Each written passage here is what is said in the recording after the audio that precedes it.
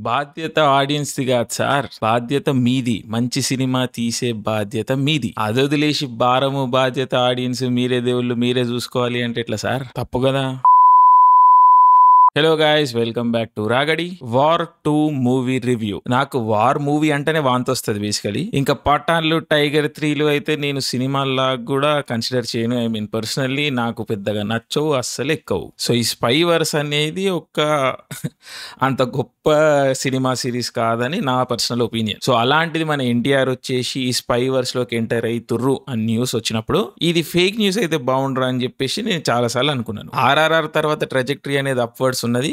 ఎందుకు ఈ టైంలో ఇలాంటి సినిమాలు అన్న జోన్ లోనే ఉండే నేను. బట్ ఇక క్రమేణా అది మనం యాక్సెప్ట్ చేయాల్సి వచ్చింది, అదే వాస్తవం. అండ్ ఒక్కసారి వాళ్ళు ఇంకా కాల్ తీసుకున్నాక మనం ఏం చేయలేం కదా, it's literally not in our hands. So ఇంకా ఎట్లుంటుందో చూద్దాము. మరీ అంత బ్యాడ్ గా లేకపోతే పర్లేదు, నడుస్తే చాలు అన్న జోన్కి వచ్చేసినాం. ఆల్మోస్ట్ అందరూ తెలుగు ఆడియన్స్ ఇదే జోన్కి వచ్చేసారు. సో ఏదో పోస్టర్లు వచ్చినాయి, టీజర్ వచ్చింది, యాజ్ ఎక్స్పెక్టెడ్ ఉండే. బట్ సర్ప్రైజింగ్లీ ట్రైలర్, ఈ movie trailer, war 2 movie trailer కొంచెం హోప్ ఇచ్చింది, కొంచెం స్పార్క్ చూపించింది. సో ఇక సినిమా ఏదోటి అటు ఇటు మేనేజ్ అయ్యి అయాన్ ముఖర్జీ బానే ఉంటదేమో అనుకున్నా. కానీ అక్కడనే మనం మిస్టేక్ అయినాం. ఆయన స్టేజ్ ఎక్కి బాధ్యత మీది అన్నప్పుడే మనం అర్థం చేసుకోవాల్సింది. ఇంకా భారం మనపైనే ఇష్టపడేసిర్రు. అండ్ ఇంత భారాన్ని మోయడం చాలా కష్టమే. ఎందుకంటే ఏ లెవెల్లోనూ కూర్చోది సినిమా. లైక్ వార్ 2 అనే సినిమా బాగా ఖర్చు పెట్టిర్రు, టెక్నికల్లీ కూడా బానే ఉంటది, డీసెంట్ గానే ఉంటది. ఏదో చీప్ గా తెలుగు సినిమా చుట్టేసినట్టు ఏమనిపించది. మంచి టెక్నికల్లీ స్కిల్డ్ రైటర్స్, క్రాఫ్ట్ అవన్నీ బానే వెళ్ళినాయి. ఈ రిసోర్సెస్ వెళ్ళినాయి, అవన్నీ కనిపిస్తాయి. అయినప్పటికీ కూడా చాట్ జిపిటి సినిమా లాగా అనిపిస్తుంది. ఎందుకంటే కార్పొరేట్ ఫిల్మ్ మేకింగ్. ఐఆర్ఎఫ్ అనేది ఒక పెద్ద కార్పొరేట్ సంస్థ. సో అయాన్ ముఖర్జీ అనేటైన ఒక ఇంట్రెస్టింగ్ ఫిల్మ్ మేకర్ అయినప్పటికీ కూడా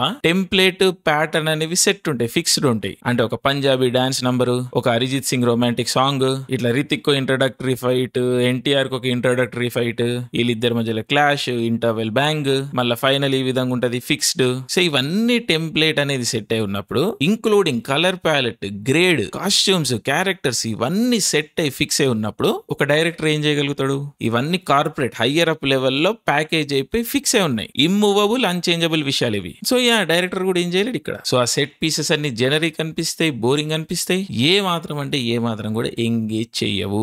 అండ్ నాకు ఇంకొక విషయం ఎప్పుడు అర్థం కాదు, సేమ్ టు సేమ్ వార్ 2 లాగానే పఠాన్ సినిమా ఉంటది, వార్ సినిమా ఉంటది. కానీ నార్త్ ఆడియన్స్ ఏమో ఈ సినిమాలు బాగున్నాయంటే, కానీ ఇదే north audience same as it is ఉన్న వార్ 2 సినిమానేమో బాలేదు అంటారు. అదేదో నాకు అర్థం కాదు. బాలేకపోతే 3 సినిమాలు బాగుండకూడదు, బాగున్నాయి అంటే 3 సినిమాలు బాగానే ఉండాలి. ఎందుకంటే నాకేం చేంజ్ కనిపిస్తలేదు వీటి మధ్యలో. మేబీ నేనేమన్నా మిస్ అవుట్ అవుతున్నానేమో, ప్లీజ్ ఎన్లైటన్ మీ. బట్ ఇవన్నీ సినిమాలు నాకు ఒకటేలాగా అనిపిస్తాయి. ఐ మీన్ చూసిన తర్వాత ఒకటేలాగా అనిపిస్తున్నాయి. సో పఠాన్ ఎందుకు బాగుంది? షారుఖ్ ఖాన్ ఉన్నాడా? వార్ 2 ఎందుకు బాగాలేదు? సౌత్ ఇండియన్ యాక్టర్ ఎన్టీఆర్ ఉన్నాడు, ఆయన స్టైల్ ఎట్లుంటుందో మనకు తెలియదు. లేకపోతే ఎందుకు బయట వ్యక్తి అందుకని బాగాలేదంటారా? అంత superficial reason? Again I don't know. But anyways ఇక మనం ఏం చేయలేము. వార్ 2 సినిమా అయితే బేసికల్లీ చాలా బ్యాడ్ ఉన్నది. అగైన్ ఒక యావరేజ్ తెలుగు సినిమా, బిగ్ బడ్జెట్ పాన్ ఇండియా సినిమా కంటే చాలా ఖర్చు వెళ్ళింది. టెక్నికలీ బాగానే ఉంటది.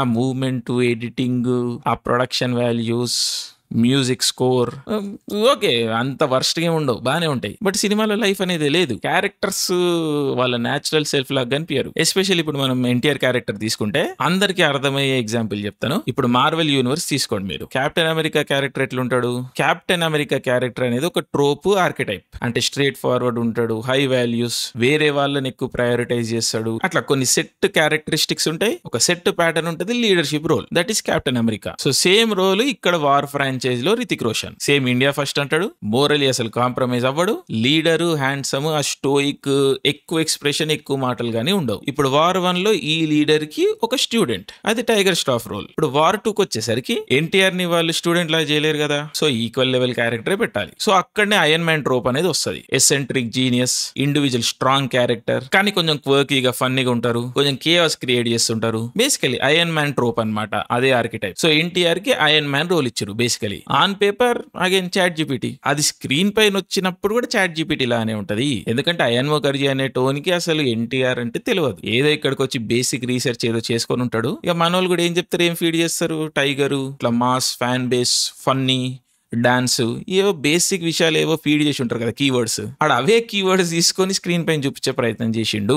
ఎన్టీఆర్ ఒక కంప్లీట్ యాక్టర్ మనకు తెలుసు, కానీ వానికి ఏం తెలుసు? సో ఏవైతే ఇంటర్నెట్ లో కనిపిస్తాయో కీవర్డ్స్ చాట్ జీపీటీ అవే ఫీడ్ చేసిరు ఎన్టీఆర్ క్యారెక్టర్ కి. సో క్వర్కీగా ఉండడానికి చూస్తాడు, కొంచెం కాకీగా ఉండడానికి చూస్తాడు, కాన్ఫిడెంట్ ఇండివిజువలిస్టిక్ జర ఆడిడ జోక్ లేనికి చూస్తాడు, కొంచెం షాయరీలు చెప్తుంటాడు, కొంచెం రొమాంటిక్ యాంగిల్ వెళ్తా ఉంటాడు. ఇవే ఈ క్యారెక్టరిస్టిక్స్ ఫిట్ చేయడానికి చూసిరు, బబ్లీ చార్మింగ్ టైప్స్. బట్ అవన్నీ కీవర్డ్స్ లెక్కనే కనిపిస్తా ఉంటాయి. ఏ పాయింట్ లో కూడా ఒక డెవలప్డ్ క్యారెక్టర్ లాగా అనిపించవు. రితిక్ రోషన్ క్యారెక్టర్ అంటే స్టోయిక్ కాబట్టి ఏదో ఇట్లా కూల్ గా కళ్ళు మూసుకొని అమృతలలో కొట్టుకుపోతుంది. కానీ ఎన్టీఆర్ క్యారెక్టర్ ప్రతి మినిట్ ఆర్టిఫిషియల్ గానే అనిపిస్తా ఉంటది. And that is because of this chat GPT film making or writing. దానికి తోడు on your nose dialogue very bad dialogue. అబ్బాస్ టైర్ వల్ల నాకు చాలా ఇష్టం యాజ్ అ రైటర్, కానీ ఆయనది ఈ స్పైవర్స్ తో అసోసియేషన్ ఏదైతే ఉందో నాట్ గుడ్ ఎట్ ఆల్. ఈ ఫోర్స్డ్ గా ఇండియన్ పదాలు కలియుగ్, ఇంకా ఫస్ట్ పార్ట్ లో కూడా పఠాన్ లో కూడా చాలా డైలాగులు ఫిట్ చేసే ప్రయత్నం చేసిరు. They don't fit, they don't work basically. So yeah, on your nose ఉంటది, పండదు. సో ఏ పాయింట్ లో కూడా ఎన్టీఆర్ మనకి ఫుల్లీ కనిపించారు. ఆ చామ్ గానీ ఏ క్యారెక్టరిస్టిక్ కూడా బయటికి రాదు డెవలప్ అయ్యి. సో చాలా ఆర్టిఫిషియల్ గా అనిపిస్తూ ఉంటది ఆయన రోల్, ఆయన క్యారెక్టర్, పర్ఫార్మెన్స్ కూడా. So that is very very unfortunate. Ayan ముఖర్జీకి ఎన్టీఆర్ అర్థం కాలేదు, ఎన్టీఆర్ అనే ఫినామినా అర్థం కాలేదు. లిటరలీ రోల్ రైడ్ పాటేసిర్రు, మధ్యలో టైగర్ సౌండ్ లేస్తూ ఉంటారు, ఆ షాడోలలో ర్యాండమ్ గా సిలువెట్ వస్తూ ఉంటారు టైగర్ది. అస్సలు అంటే అస్సలు బాగాలేదు అయన్ ముఖర్జీ.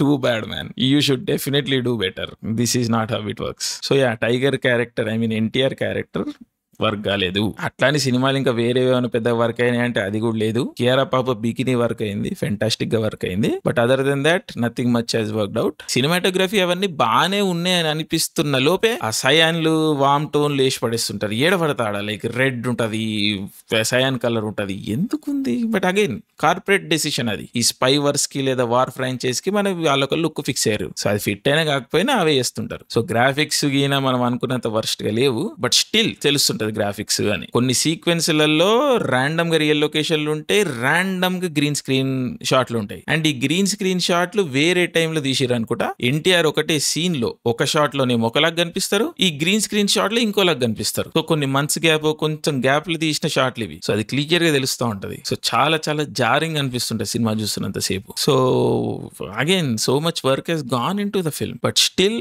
అన్యాచురల్ గా, అన్రియలిస్టిక్ గా జెల్ అవ్వదు. ఒక ఫినిష్డ్ ప్రోడక్ట్, ఒక హై క్వాలిటీ ప్రోడక్ట్ లాగా అనిపించదు. సో ఇక అది ఖచ్చితంగా ప్రొడక్షన్ కంపెనీ, డైరెక్టర్ మిస్టేకే. ఇంకా యాక్షన్ కూడా ఒక పాయింట్ తర్వాత మైండ్ నమ్మింగ్ ఉంటది, ఏదేదో జరుగుతూ ఉంటది. ట్రైన్లు, బోట్లు, ఫ్లైట్లు, పారాషూట్లు, గన్లు, ఐ మీన్ ఇక వాళ్ళకి వచ్చింది తీసిర్రు, మన నిద్రపోడో తలగొట్టుకుంటానో చూడాలి ఇక. సో ఇట్లనే కింద మీద పడుతూ ర్యాండమ్ ఒక బ్యాక్ స్టోరీ పెట్టుకొని, పిల్లల బ్యాక్ స్టోరీ అక్కడ కొంచెం స్పార్క్ ఆడేయడం కొంచెం కనిపిస్తుంది. But again quickly moving on లాగా దాన్ని కూడా జెనరిక్ గా చేసేసి మెయిన్ ప్లాట్ లో ఇంటిగ్రేట్ చేసేసి అట్లా మూవ్ ఆన్ అయిపోతారు. ఇంకా మోస్ట్ మండైన్ విధంగా సినిమా ఎండ్ అవుతుంది. మనం కూడా ఏం చూసినాను అన్న ఒక జోన్ లో బయటకు వస్తాం. ఏదన్నా సినిమాలో ఉంది అంటే అక్కడక్కడ కొంచెం స్కోర్ బాగుంటది, అక్కడక్కడ కొన్ని చోట్ల విజువల్స్ బాగుంటాయి. రితిక్ రోషన్ గుడ్ లుకింగ్ అది ఇది కాబట్టి కొంచెం ట్రై చేస్తాడు, కొన్ని సీన్లు పడతాయి. అండ్ ఇంకో విషయం చెప్పడం మర్చిపోయినా,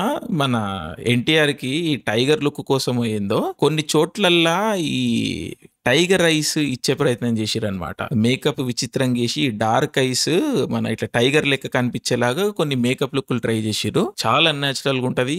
ఎందుకు చేసిర్రు అది ఎవరు కాల్లో కూడా తెలియదు నాకు. సో ఐ మీన్ ఇంత పెద్ద company, you have to bring the best out of, like ఉన్నదానికి బెస్ట్ ప్రెజెంట్ చేయాలి కదా. సో ఇలాంటి విచిత్రమైన కాల్స్ ఎవరు తీసుకురో మరి తెలియదు. So very bad call. So yeah, Kiara అడ్వాణీకి రోల్ ఉంది సినిమాలో, but by at the end of the day all of those things don't matter. ఆవిడని సినిమాలో ఎందుకు పెట్టిరో మనకు తెలుసు, అండ్ ఆ పోర్షన్స్ వర్క్ అయితే. దానికి మించి వార్ 2 అనేది కంప్లీట్ వాష్ అవుటే. నాకైతే చూస్తున్నంతసేపు ఎందుకు చూస్తున్నా అనిపించింది, చూసిన వెంటనే బ్రెయిన్ లోంచి ఎగిరిపోయింది. So that is war 2 for me basically, essentially. ఎంతమంది తెలుగు సినిమా చూస్తారో నాకు తెలియదు. సో ఇంకా బాధ్యత బరువులు ఎవరో ఆ దేవునికే తెలియాలి. So war 2 not for me. మీరు ఒకవేళ వార్ 2 సినిమా చూస్తుంటే ఏమనిపించిందో కింద కామెంట్స్ లో మెన్షన్ చేయండి. So yes, tiger NTR Bollywood debut not successful అని చెప్పాలి. బట్ తెలిసిందే కదా, బాలీవుడ్ వాళ్ళు డిసప్పాయింట్ చేస్తూనే ఉంటారు. Again one more time disappointed us. Okay, let's see ఇంకా ఫ్యూచర్ లో ఏమన్నా మంచి ప్రోడక్ట్ ఇస్తారేమో, కళ్ళు కాయలు కాసేలా చూద్దాం. And on that note, thank you, love you all, Jai Hind.